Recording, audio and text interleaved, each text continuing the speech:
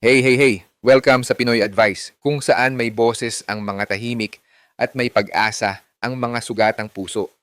Ngayon, mabigat ang usapan natin. Binubugbog ako ng asawa ko. Dapat ba akong magtiis dahil may mga anak kami?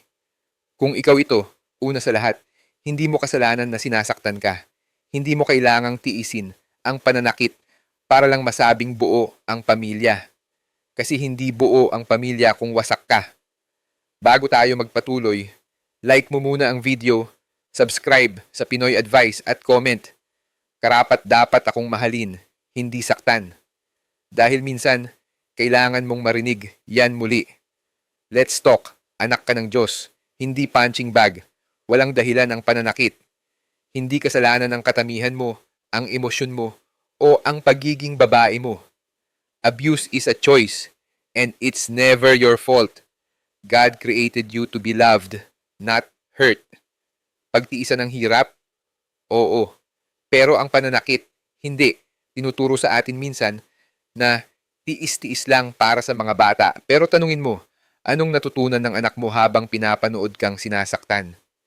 Hindi lang ikaw ang nasasaktan, pati sila. At baka lumaki sila na iniisip, normal lang ang pananakit sa isang relasyon. May choice ka at may tulong na pwedeng lapitan. Kung ikaw ay nasa panganib, lumayo ka. Humanap ng safe space, pamilya, kaibigan, simbahan, o center na handang tumulong. Hindi mo kailangang magdesisyon mag-isa. May mga taong handang makinig at umalalay. Pamilya ang gusto ng Diyos, pero hindi sa kapinsalaan ng buhay mo. Sabi sa Psalm 34:18, "The Lord is close to the brokenhearted and saves those who are crushed in spirit." Hindi mo kailangang mamatay sa loob ng isang relasyon para lang masabing pinaglaban mo. God does not call you to stay in a home that's hurting you. He wants healing, not hiding. Kung ikaw ay sinasaktan ng asawa mo, tama na. Hindi yan pag-ibig at hindi mo kailangang magtiis para lang masabing buo ang pamilya. Like this video, comment.